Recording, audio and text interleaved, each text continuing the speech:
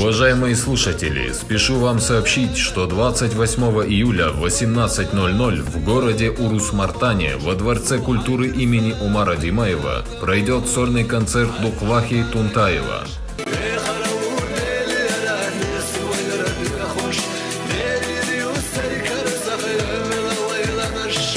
На концерте также будут участвовать Ильяс Эбиев, Ислам Джамалдинов, Румиса Никаева, Балат Асмаев, Малика Кавраева, Магомед Дамбаев, Айшат Махмед-Мурзаева.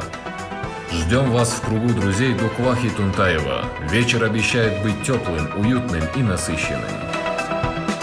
حب يا نجاح وبناحنا نرجع